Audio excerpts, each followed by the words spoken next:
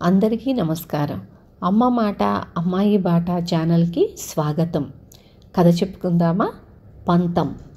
వీరభద్రం పని మీద పొరుగురు బయలుదేరుతూ వంటగదిలో ఉన్న భార్యను పిలిచి అక్కడ పని పూర్తి కాగానే ఎంత రాత్రైనా బయలుదేరి తెల్లవారేసరికి మన ఇంట్లో ఉంటాను అన్నాడు.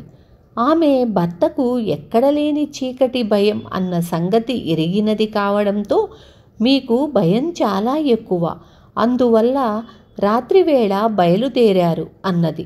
ఆ జవాబుకు వీరభద్రం విసుక్కొని, నేనెప్పుడేం చెప్పినా కాదనడం నీకు బాగా అలవాటైపోయింది. తెల్లవారేసరికి మనింట్లో ఉండకపోతే చూడు అన్నాడు పట్టుదలగా. వచ్చినప్పుడు మాట కదా, అప్పుడు చూస్తాలేండి మీ పట్టుదల పంతం ఏపాటివో అన్నది భార్య నవ్వుతూ.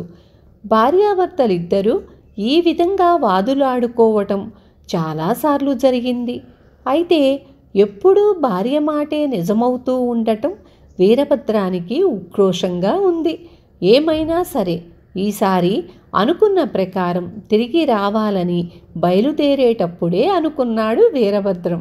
అయితే అతను ఊరి పొలిమేర దాటకుండానే పొరుగురి నుంచి ఒక మనిషి వస్తూ ఎదురయ్యాడు. వీరభద్రం అతన్ని గుర్తుపట్టి, అరే జగన్నాథమా, నా కోసమే వస్తున్నావు అని అడిగాడు. అవును బాబు, చిట్టిపంతులు గారు అవసరం అయిన పనిబడి రాజధానికి వెళ్ళాను. తమన్ని ఒక పక్షం రోజులు ఆగిరమ్మని చెప్పమన్నారు అన్నాడు జగన్నాథం. వీరభద్రం సరేనని వెనుతిరిగి గ్రామం చేరి సరాసరి తన మిత్రుడైన గోవిందయ్య ఇంటికి వెళ్ళి దారిలో ఏం జరిగిందో చెప్పాడు. అయితే ఇక చేసేదేముంది, ఇంటిదారి పట్టు అన్నాడు గోవిందయ్య.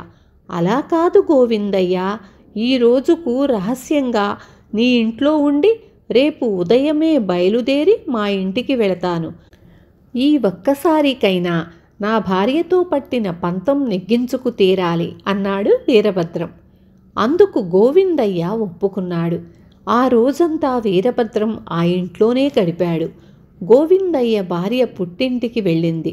ఆ కారణం వల్ల రాత్రికి రమ్మని గోవిందయ్య ఇద్దరు మిత్రులకు కబురు పెట్టాడు.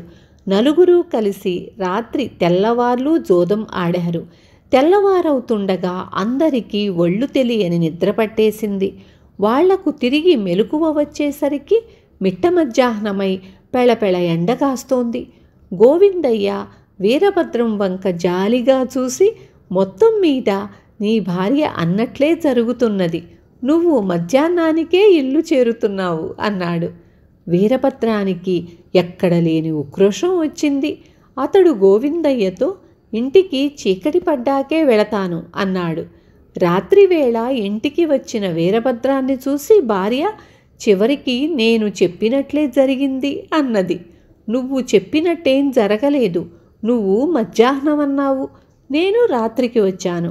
నేను అన్న ప్రకారం తిరిగి రాలేనప్పుడు నువ్వు అన్న ప్రకారం ఎందుకు రావాలి, అందుకే కావాలని మరీ రాత్రికి వచ్చాను అన్నాడు వీరభద్రం.